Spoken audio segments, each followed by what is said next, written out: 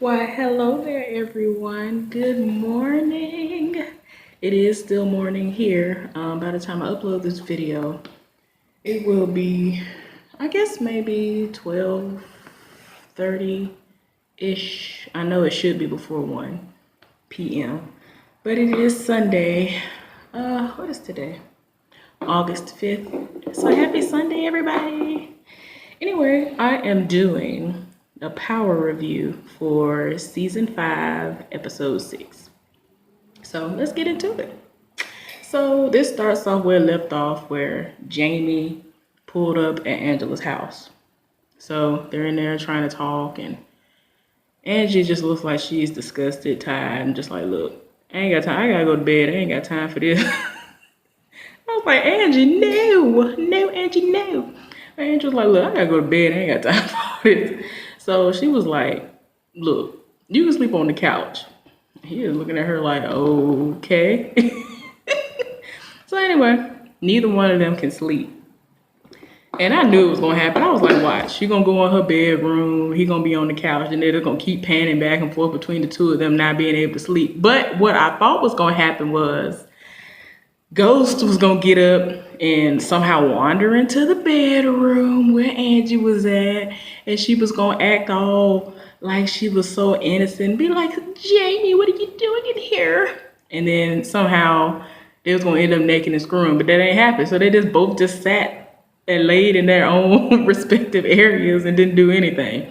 So Angie got up the next morning and went out into the living room and was like, well, how'd you sleep? And she looking toe down like, I'm over this day already. Because she didn't sleep. I was just like, ma'am, you had to go to work. Like, you should have told him, go home with something last night when he popped up anyway. That was your fault, ma'am. So he was like, I didn't. Or whatever. So they in the middle of trying to talk, and then get a, doorbell ring. Tasha then popped up. So Tasha is like, whatever, I ain't got time for this. I don't care nothing about y'all being here together. I don't care nothing about that. So she was like, I don't have time for all that. All I know is these people want to bring me in for questioning. So I don't care what y'all got going on, whatever. So Angie and Tasha proceed to talk the way they've been talking since Tasha's basically come to the realization of, okay, you with my man or you want my man. Whatever, y'all do what y'all do. They ain't got to do with me. I don't care about him no more, whatever. So Angie was like, yeah, Ghost, so you got to go. I was like, ma'am, you done went off. So Ghost was looking like, excuse me? Like, he looking all confused, like, my side chick telling me I got to go so that she could talk to my wife. To my wife. Like, I'll be looking confused, too. You should look confused. You should have never brought this situation on yourself anyway. So anyway, go to the next scene.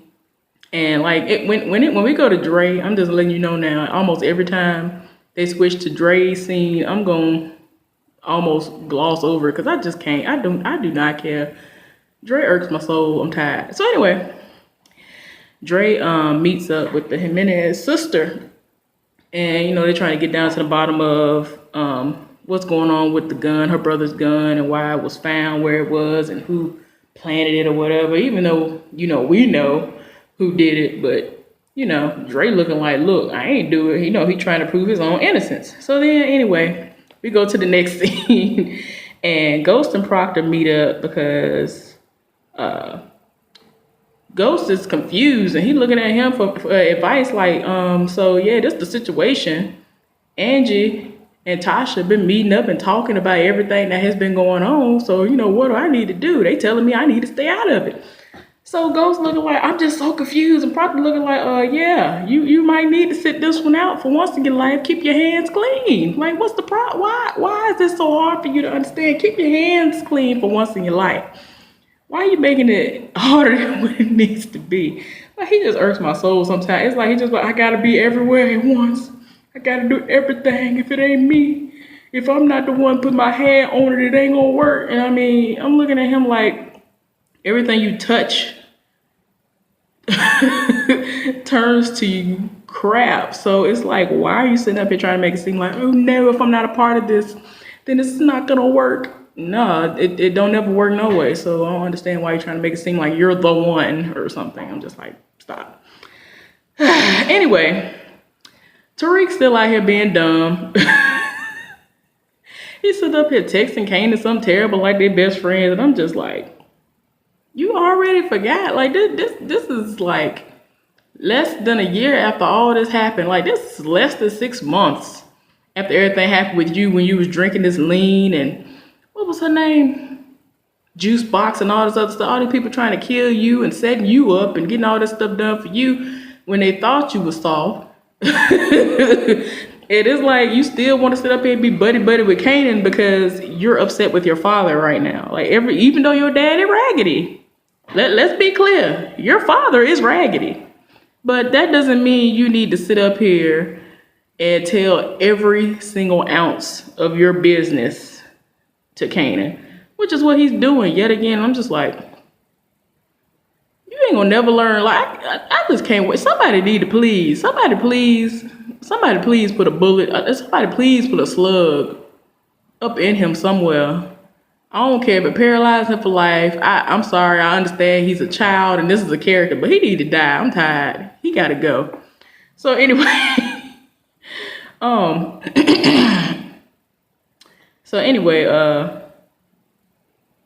right now, Tariq is at Cho in school doing what he doing with all these other little rich kids running around. And he was minding his business and one of the little rich white kids rolled up in his room and it's like, come on now, you're doing too much. He rolled up. He said, hey Tariq, oh man, I know what these are. He was like 5 feet away from the bottle of pills and he just set it off to us. Oh, I know what these are. My sister has these. Can I get some? How much you running them for, like $20 a pill or something? Like he just set it off. And then Tariq was like, nah, these are not for sale, whatever. And so, at first he was like, no, these ain't for sale. So he was like, all right, man, but let me know if anything changed. Because he's like, I need these pills in my life. I need to be high all the time. I already got everything else I want in life because my parents are rich. So, I want to be high and enjoy my life in the high, within the high. So I'm just like, sit down. Anyway, they go to a scene where they go back and they're showing where Tasha is being prepped by Angie for the investigation, the little interview, whatever you want to call it, that they're going to do with her because, like I said, which I think I said before, they called her in and told her that they want her to come in so they can talk to her about the ongoing investigation of the death of Raina. And they think they have a clue about who might have killed her. So they wanted to come, call her in for questioning. That's what I want to say. So whatever. Then they go and to the next scene where Tate and Dre meet up. And so Tate trying to ask, what's the real deal between you and Ghost and all this, Jamie or whatever he called him, to see what their situation is really like. And Dre's still trying to play that innocent. I was just, I was in the streets and, I only know him from the clubs. And I'm just like, just stop. I'm so tired. So anyway, apparently Jamie was running late, I guess. I don't know. Or he told him, to come a few minutes later than when he told Dre to meet up with him because, like I said, Dre and him were there talking and he wanted to get the lowdown on what was really going on between the two of them and why they have bad blood now. Anyway, Jamie came in. Ghost, whatever you want to call him, came in. He was like, yeah, I'm sorry, I'm late, whatever. So then Tate ended up calling them there essentially to let them know that the organization and all the people who were affiliated with trying to get that building done for Raina and whoever else they're going to dedicate it to or whatever, all that stuff is being audited. So, Tate was like, he didn't got tired. Like he'd been stopped sugarcoating everything. He was like, look, anything I need to know, you let me know. Cause my investors are already mad because they got to go through all this stuff with them, I guess, to see if they're clean and what they're doing is clean. So they mad. So he was like, yeah. He was like, let me know if I have anything to worry about. He was like, no, you ain't got nothing to worry about, whatever. Cool. So he was like, all right. So then Tate leaves. So then Dre about to leave too, because him and Ghost ain't got nothing to talk about. They ain't friends, they ain't cool, they ain't nothing. So Dre trying to leave, then Ghost roll up on him like, yeah, excuse me, let me talk to you for a minute. So Dre looking at him sideways like, bruh. And it was so bad, like the way he looked at him and like his body language, it just instantly told Ghost like, let me just let him know off rip. Okay, look, he was like, Dre, I ain't gonna shoot you. I just want to talk to you for a minute. I was like, that's sad. Y'all got so much bad blood between the two of y'all that it done got to a point where you got to tell somebody, I'm not gonna shoot you. I just want to talk to you for a minute. I ain't gonna shoot you. I'm not gonna shoot you. You can trust me in this moment. I ain't gonna try to kill you today. So anyway, they get to talking, and Jamie was like, look, I need your help. I ain't trying to trick you or whatever. I really do need your help with something. So he was like, okay, I'm listening. So then he was like, look, I need your help with something. I need you to take care of Thomas Connect. And he was like, that'll help you and me. So then Dre thought about it for a second, even though he looked like he was kind of still hesitant about it. And he was like, look, I still need you to help me with something too. You got to do something for me too. So he straight up told him, like, you got to kill, the Jimenez brother, the one who the gold gun belongs to. So Jamie, I'm thinking he gonna pull that, I'm trying to be a changed man. Like he been telling everybody this whole episode. And he was just like, cool. I was like, oh. Changed man, are we? Oh, okay. All right. I see. I see the change that has not happened and probably never will happen. But anyway, we go to the next episode. I mean, not the next episode. The next scene where John Mock rolled all the way up on Proctor's ex-wife and was like, look here. That said the woman, they want to look at her like, oh, I know you. Just like me, I don't know you. You roll up on me saying my name and stuff. Anyway, you done rolled up on her and was like, look, I want you to give me information on your ex-husband. And at first she looking like, yeah, I don't know what you're talking about.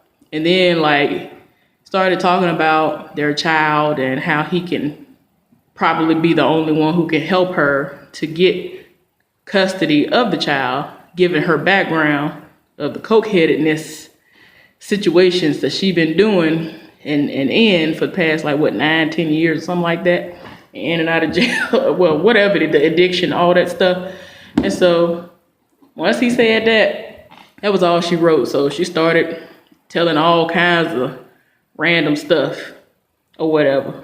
So I mean, she kind of ain't got a choice, because she trying to make it seem like she wants to be there for their child now, and she's trying to be clean. She's been 45 days clean now. So, in all honesty, if Mock is actually being genuine, even though he is trying to, set Proctor up, if he does follow through with the rest, I will kind of look at him like, okay, you did do that. But we'll see.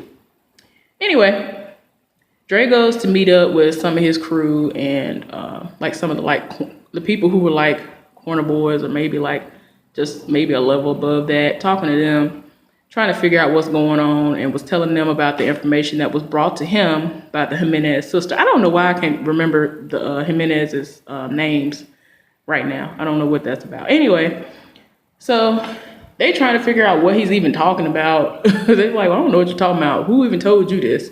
So anyway, they're in the middle of talking. And then Cristobal and some other Spanish-speaking man walk in the room. So, you're like, yeah, what I miss or whatever. And then, he starts talking, Cristobal starts talking about the information that he heard on the street about, their people getting killed, and some of Jimenez's people, some information going on with that, whatever. I'm telling you, I halfway tuned out. I heard every single thing that was said, but I got to the point, I'm just like, y'all getting on my nerves. I don't care. I'm so tired.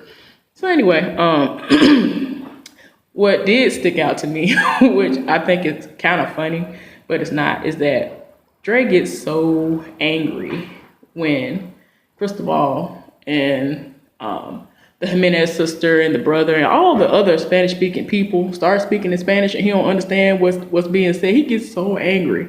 So Cristobal and that man, the other Spanish speaking man, leave back out, going about their business. And so Cristobal said something about how Spanish speaking people are taking over their land or something. And then he said something about he did read him in English at one point in time in the conversation and said, well, you need to learn. He was like, well, you want to run the streets, you should have thought about learning Spanish or something. He read him. I was like, yeah, you better read. He read him. I was like, yes, you better read. So anyway, they left and they were speaking Spanish again. And like before the door even hardly closed, I'm just like, see, that's what I'm talking about. You know what he said? I don't know what he said. Like he keeps getting mad. Like he trying to read everybody else around him that don't understand what's being said in Spanish. But it's like, how you get mad at them? They don't know and you don't know. So you need to learn. Like all these people you deal with speak fluent Spanish. That is their first language. Why is it not dawning on you that you need to learn it? Like, it's just dumb to me. So anyway, oh gosh, it's just funny. So anyway, go to the next scene, and Ghost, for some reason, well, not for some reason, he popped up at Tommy's house. But at this time, Tommy's daddy is at his house. You know, he doing the most. Every time you look up, he got to be there trying to make it seem like he's making up for lost time. You a lie. I don't understand why my thing is, I don't understand why Tommy's spidey senses go off when it comes to anybody else who's not related to him or he don't care about. But when it's people who are supposed to be close to him and they're actually doing things that are red flags, he'll see that these are red flags. He'll say that these are red flags, but in his mind, he was like, no, that ain't what's going on, and just go on about life. And then he get jammed up, and it's just like, you're dumb. You had all the information in your hand. Why are you sitting up there doing that? Like, he gets on my nerves with that.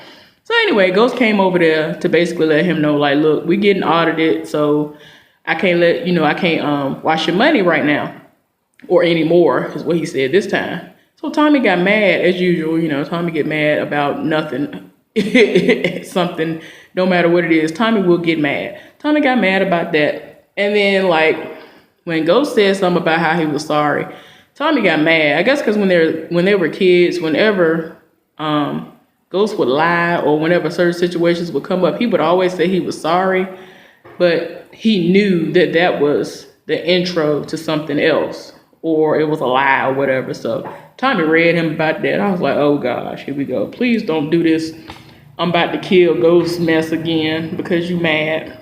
So anyway, I forgot to mention that during this particular time, his daddy was still in the room. Tommy just insists on saying, hey, whatever you can say in front of me, you can say in front of my daddy. And I'm just like, no, you can't. No, this is what you can't do. But all right. So anyway, here we go again. They go back to Dre again. So at this point in time, they go back and they show Dre popping up at this other random warehouse where some Spanish-speaking crew members are. And one of the guys, he was talking to him, and he basically straight up told him, like, look, what you're going to do is you going to translate everything these people say around me because I don't know what's going on. I feel like somebody set me up. I need to know what's going on. So at first he was like, no, I don't think I need to do that, whatever. No. And then Dre, kind of, set it off a little bit. And then he was like, all right. And then he told him what he heard, which was the Jimenez sister. He heard that at one point in time that she was going in and out of the place where they found the gun, and she was dressed like a maid. So it was easy for her to slip in and slip out unnoticed. And so they were saying, word on the street was that they feel like it was her who planted the gun or whatever. I think that's what it was. You can correct me if I'm wrong. I don't know. But anyway, like I told you, everything with Drake, I'm glossing over it. It's kind of getting on my nerves. He irking my soul. I can't. So then, next scene is they go and we see Angie is doing a stakeout. And it's like outside of one of these warehouses where the Jimenez is working out of. And so for some reason, she said, oh, let me, call, of all things and of all people, Tommy. Amazing idea. Let's call Tommy. So she called Tommy, and Tommy was like,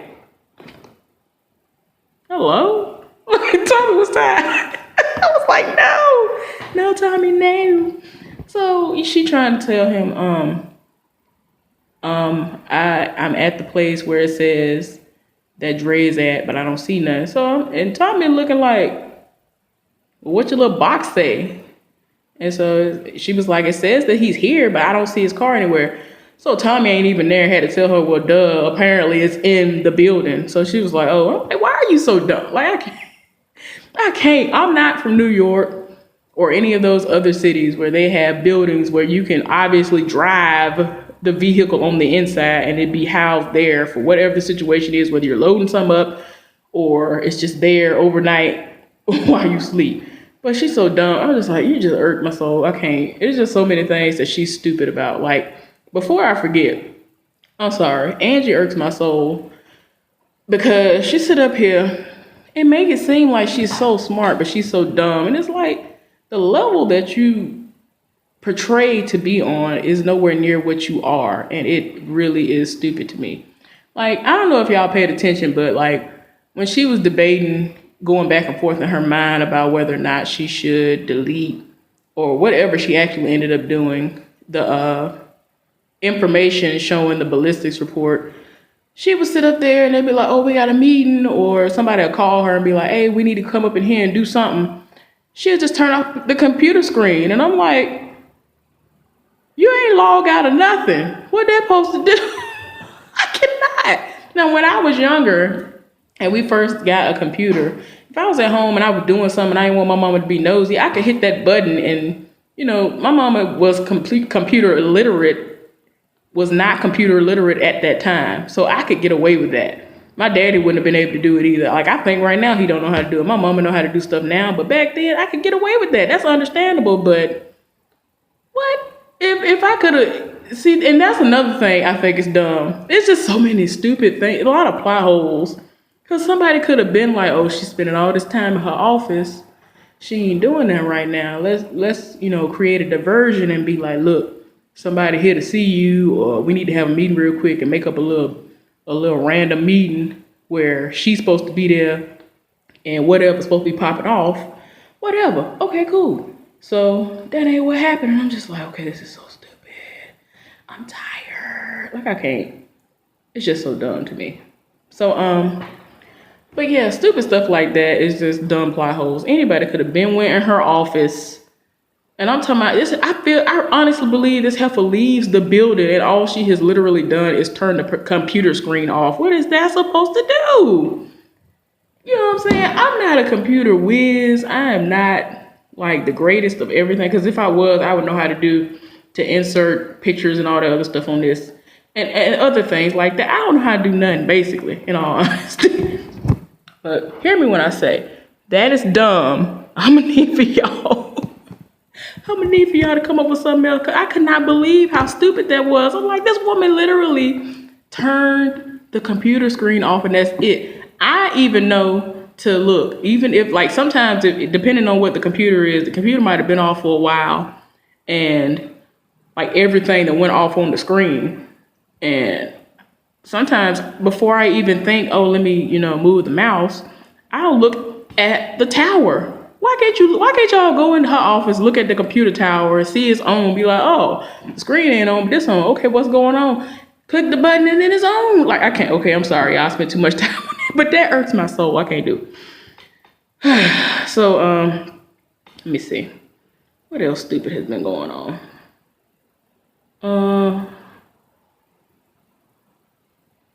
Okay.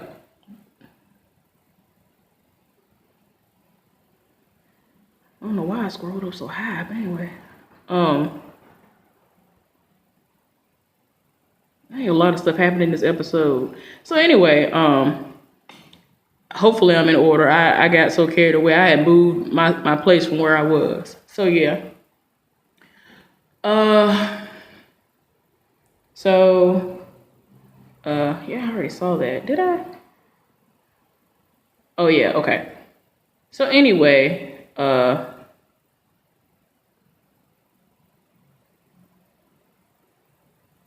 really don't know how I got up so far. What in the world? Anyway, at the end of the stakeout, I'm sorry. I am so sorry. At the end of the stakeout, Angie is well, before the end of that scene, Angie is seen taking pictures of the, the ins and outs, what's going on with these people. Cool, whatever.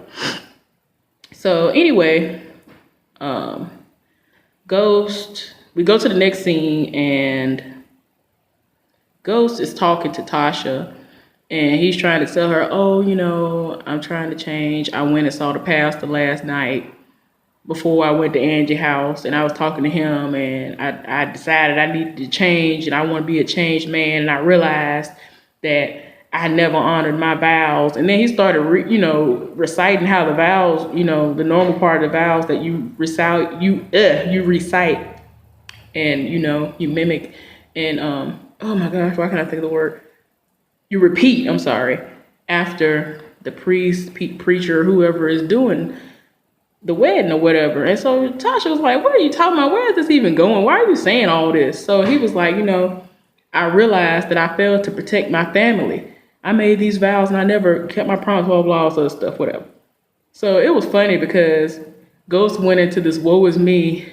I feel like it was my fault. I might as well have been the one to put my finger on the trigger and kill Raina. So Tasha was like, no, don't even try that. She was I was like, Tasha done got tired. Like, I be tired for her. I be wanting to go through the screen and like hug her character, because she really be so tired, be going through by herself. I'm so tired for her.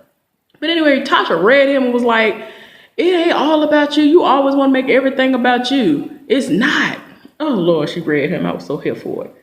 But anyway, so then, she let him know, like, look, don't worry about that. Because he was like, well, how do you know we can trust Angie, or you can trust Angie? And so she was like, because she still loves you. So he was kind of shook, like, oh, excuse me. Oh, okay.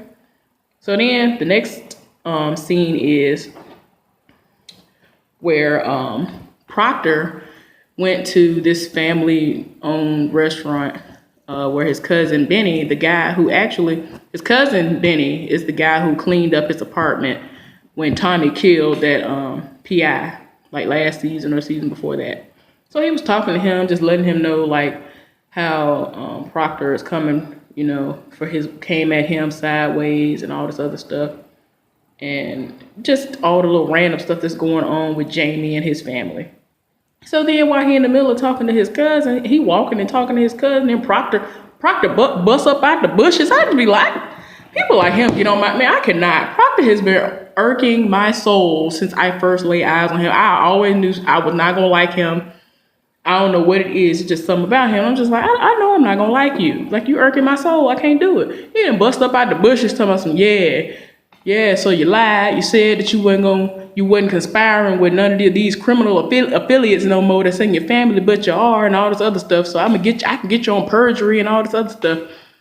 So then he's just looking at him like, man, what you want? So Mark straight up told him like, look, I can get you on that, and I can take your ex-wife's custody case, and win or whatever. So he looking at him sideways like, look here. Like, every time somebody mentions his child, I just be like, somebody please don't, because I feel like he'll set it off. He will Hulk out. I don't have time. So, he was like, look, I'm going to give you 48 hours, basically before Mark makes his next move. So I'm like, okay, whatever you doing tomorrow. So then, again, Ghost is back at Angie's apartment. I'm so tired. I was like, what is we doing? Why is we just at her apartment all day? I'm tired. So then at this point, he is explaining to her why he couldn't be with her or whatever. And she is just looking like, why didn't you tell me this before? And he was like, I couldn't, and all this other crap. And, the explanation, whether you knew it or not, was that his life was threatened. And it was to the point of where he's threatened, his life was being threatened, and if he didn't back away from her, she was going to get killed and get caught in the crossfire in some way. So he backed away from her. So that's why he went to her house that night and told her, I can't be with you no more, I'm done. And she was ugly crying behind the door. I was just like, no, she was crying something terrible. It was terrible. So anyway, yeah. So then, in the middle of the conversation was basically over there. He was like, Angie, you still love me? And then leaned in all close. And she was like, I do. And then they started kissing or whatever. And I'm just like, I rolled my eyes something terrible. I was tired. Like, I really did sigh hard. They tear my nerves up. So I'm like, yeah, people go finna have sex for no reason. So then, again, things didn't happen the way I thought they would. What happened was, Ghost sitting up here trying to act like he really gonna be a changed man. So he stopped himself. He got up, went to the door, and gave her a one-liner talking about how he was going, maybe she can trust him if he actually does change, and left. I was like, bro, stop. So anyway, next scene happened. Tommy's daddy popped up at his house with 2 bags of ramen noodles, however you pronounce it. Tommy looking at him like, what is going on here? Don't nobody want that. That's what he might as well would have had said, because I was just like, no. So anyway, did that, and he was like, basically showing him that that's a way that he can move product, put his product in there within the ramen noodles and all that, since his Connect and all his stuff is gone. And so many things have been falling through for Tommy lately. So he was like, oh, okay, cool, whatever. So then we go to the next scene again. This point, Kanan is outside of Cho at Tariq's school. And so, he out there waiting on him, and then they out there talking. And he was like, Kanan randomly asked him about his daddy. And then Tariq then randomly set it off and was like, I don't care nothing about that. N-word and all this other stuff. And I was just like, your daddy raggedy, but you doing the most. You raggedy too. Like, you get it from your daddy. You get it from your daddy. Like, stop. So anyway, that's about all that happened in that scene. But when Kanan said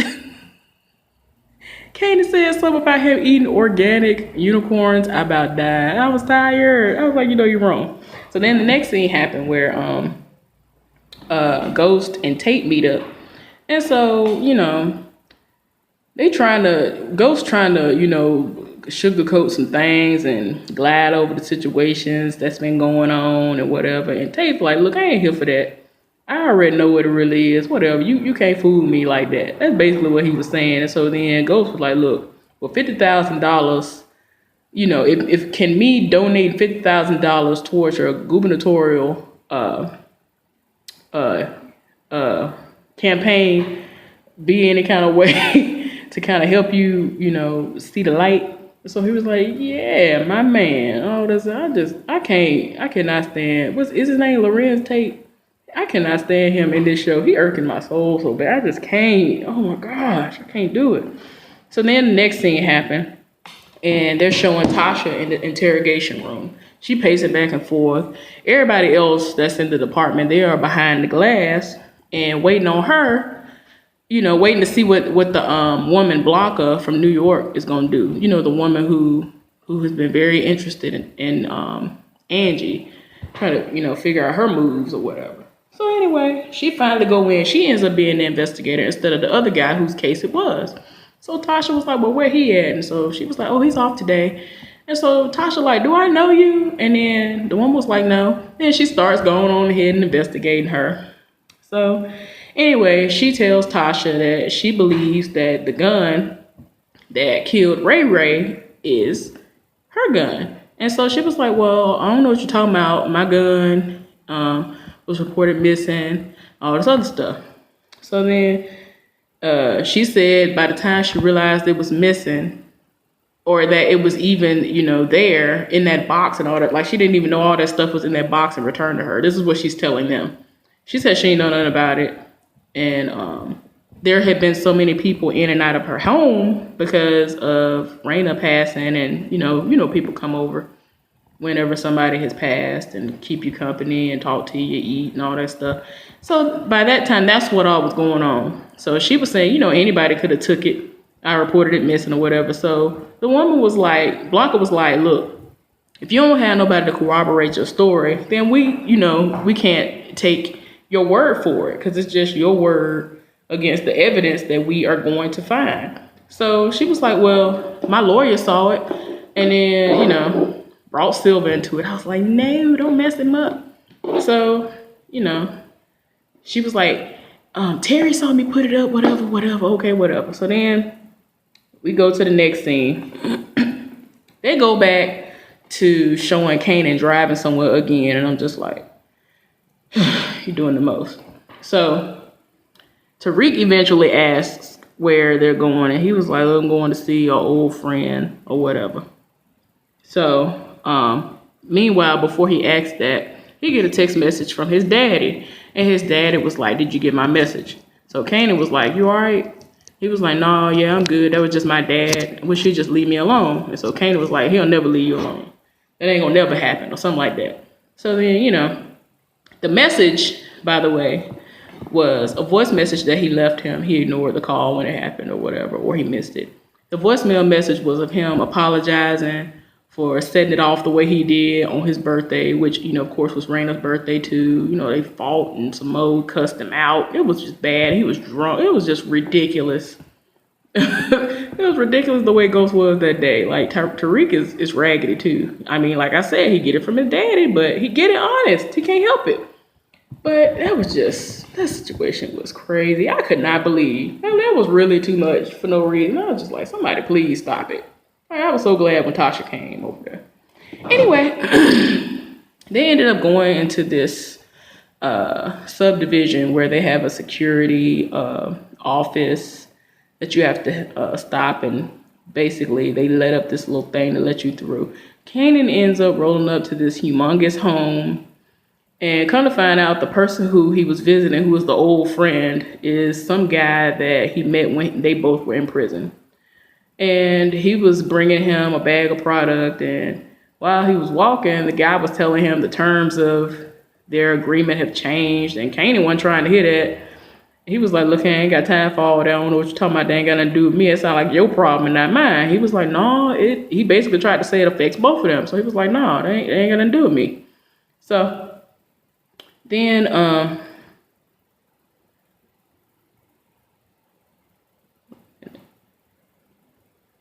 trying to make sure I'm not missing that.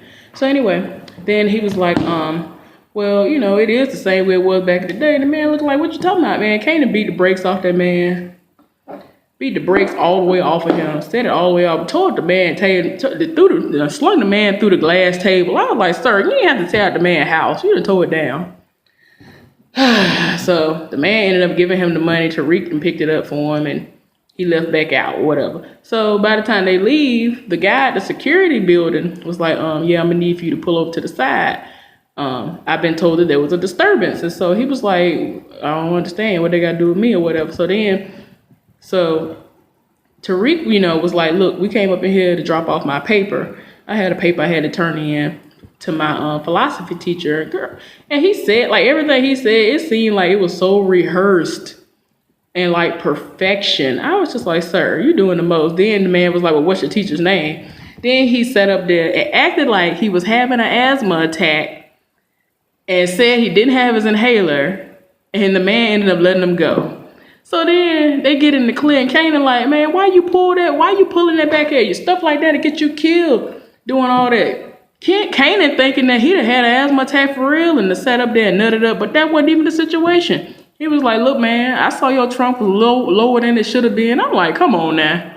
You doing the most. This child realized that you had drugs and money or whatever weighing down the trunk of your car, and they had pulled you over, searched the car. They would have brought actual more real police if he is a police officer, because sometimes they have off-duty police officers or whatever doing stuff. They would have came over there, searched, seizure, all this other stuff. You would have been back in prison for the rest of your life. So he saved you. Even though I don't like him, he did save him. So I was like, okay, you're doing the most, whatever. So the next scene is Proctor roll up on his ex-wife while she about to head into her AA meeting. So she looking like, oh, what's up? What's going on? So he was like, yeah, did you meet up with this person? Whatever. And they going back and forth about that. So I was just like, I just can't. I don't care about what y'all talking about right now. So anyway, the main part of this scene is he rolled up with the alimony check in hand. So she was like, oh, delivered to me personally? By hand? So she opened it up. She done opened the thing up, and he done sat up there and slipped a pack of cocaine, I guess it was, in a little pack in there. So she was like, what are you trying to do? And so she got so tired, she threw the pack of cocaine on the ground and was like, yeah, I'm really finna go after you now in court. And left, stormed off, and went. I guess she stormed off into the meeting. I hope she did, because I thought she was going to start. I had the shakes. I couldn't even my way out of it. I was losing weight. Had to do the Chad Shepherd. I thought that's what she was about to do. Have a chemical reaction. Y'all look that song up. If you don't know that song with everything. I can't sing, but every now and again I might sing. That's just the way I've been my whole life. But anyway, I thought she was about to get the shakes and get excited about that them drugs that was in there. So anyway, she stormed off, and that's all the wrote for that. So next scene is Ghost and Angela meet up again. I'm so tired. Like I told you, I'm tired. They met up again. But where they at? Were they at his house? Oh, anyway, yeah, they were at Angie's house again. Whatever. So they told me, he was like, well, okay, if we do this again, and that's a big if, because right now they both were like, no, I don't think it will work. And they told me, if for some reason we do this again, we would have to be completely honest with one another. And I wanted to slap Ghost. I ain't gonna lie, I wanted to slap him when he was saying, yeah, I don't expect you to apologize for what you did to me because I ended up in jail. And he always think, like I said before, he always think that if he ain't there, then nothing in life can happen if he don't have his hand on something. So he was trying to say, oh, well, if I hadn't been in jail, this wouldn't have happened, whatever. So I don't expect you to apologize. And I'm just like, oh, nobody finna apologize for doing their job. Who are you? And who are you? Like, I can't. So anyway, the gist of what happened was Tasha ended up, at the end of all that stuff, they did the investigate. They kept doing the investigation. They almost thought they had Tasha. They told her, we'll give you full immunity and all this other stuff. And after it was all said and done, Tasha leaned up and was like, my husband didn't kill Ray Ray. I was like, ma'am. So they was like, dang it, we messed up. So anyway, here we go again. Andre that met up with the Jimenez sister again. It made it seem like the Spanish dude that he, straight up told, like, look, you gonna translate for me. This is what you gonna do. So it was like, he basically set him up, got this man killed. And he was like, yeah, can't trust him. He'll snitch. Or what did he say? Said he couldn't be trusted. I was just like, see, but in a way, I kind of can't be mad about what happened to the dude. Because I'm like, you in the drug game, what you expect? That's your fault. Oh, well. So, but it was messed up. Man, the Jimenez, her people sat up there and broke bottles. These was not, it was like them like thick, kind of thick like alcohol bottles on this man's body, all over his body. And she politely flicked her lit cigarette on him, set him on fire. That man was burnt alive. I was like, how dare everybody? Anyway. Oh my gosh. So the next scene happened, and Tariq is back in his room again, and that same rich kid and rolled up again. And so he ended up, asking him if he still was interested in them pills. He was like, yeah. He pulled out his wallet. He was like, this enough? He was like, yeah, this'll do. He let him have the whole bottle. He was like, let me know if you need some more. So then he sat up there and he texted Kanan and was like, look, you got any of the product? Because they're in the market for pills up here at this school. So then to go to the next scene. So then they were about to shut down that investigation against the St. Patrick family. That woman literally said, shut it down. And 5 seconds later, here come Mock up out the bushes yet again. Stay coming out of some bushes. So I was like, oh, I got this. This could bust the case wide open. Oh, okay, cool. What is you talking about? I don't know what you're talking about, but we can't use it. We done shut it down, whatever. So the other guy, he done sat up there. He done took the paperwork. He looked at it. He was like, wait a minute. The woman was like, look here. I already shut this down. What you doing? I looked through the paperwork, saw that the ballistics report matches Tasha's gun. What is we gonna do? Oh, well. So now they have a case. So Tasha came home mad as I don't know what. Like, she came to the home that she was sharing with Jamie, Ghost, whatever you want to call him. So by this time, as usual, Jamie and Angela are there together. So they talking about whatever they talking about. Tasha coming to the door mad. He told him, how'd it go? I was just like, I just want to slap him through the screen. I can't. He just hurts my soul. Like, everything he do, like, now, even, this is just something he's done. I understand he's an actor, but he'll do this. He'll just be like, a situation will pop off, and this is what he'll do. I can't do it because I don't have a man's chiseled face. It's just this stern look he always has in his, his cheeks and his jaw. His jawline does something in particular, and his eyes. He looks a specific way that gets on my nerves. But I rolled my eyes. He did that earlier. He always turned. I just be like, he looked like some kind of, what is it called? Animatronic, some kind of robotic type of figure when he does that to me. I can't. So anyway, she came and she was like, how dare you? I trusted you. Going off on Angie. It's like, yeah, Ghost, they think you did it. They think you killed Ray Ray. And basically, she was just like, why didn't you tell me that you were the one who found the bullet in the wall and all this other stuff? You knew all this stuff. You knew all this stuff, all this other stuff. And she said, look, the way that they was asking me all these questions and the way it ended up, they were telling me that if I gave y'all up, I would get full immunity. I could walk. And so she was like, Angie was like, well, why didn't you take the deal? She was like, because it didn't cover Tariq.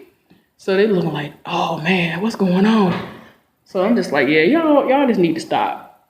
It's too much. So Tasha got tired and was like, look here, I don't know what y'all gonna do, but what I'm gonna do is I'm gonna get my lawyer to lie for me. So Ghost like, what he supposed to do? Angie was looking like, what? So, and you don't understand how happy I was. The end of this episode made me so happy. But Tasha finally had to set it all the way off. It was like, Terry Silver, that is my man. That is my boo. I'm gonna get him to lie for me. And I'm gonna get off. We're all gonna get off. I don't care what happens to y'all, but yeah, my bae is gonna lie for me. He loves me. Terry loves me. He's loved me more than you've ever loved me. Ghost. Like, she said it. I was just like, you better set it all. Like, she had been holding that in. Like, I feel like that's the only thing that had been keeping her together was that man's love for her. And I'm just like, oh, I noticed from the first time the man looked at her, I'm like, yep, he want her. He want her. I ain't know it was going to grow like that. I'm here for it. But anyway, we're going to see. That preview for next time looks very amazing. It's going, a whole lot of stuff going to pop off at the end, before the end. But anyway, I don't know if I'm going to do any more reviews today, but I'm thinking of creating another video. It's going to be a lot shorter, but so much happened in this one. I didn't plan on going over 15 to 20 minutes, but so much happened. So that's why I ended up talking for so long. Then I had to let y'all know about how I felt about Angie because that irks my soul. I cannot. It's so stupid to me. Anyway, I hope that y'all have a wonderful Sunday. Happy Sunday. Have a wonderful day. Bye.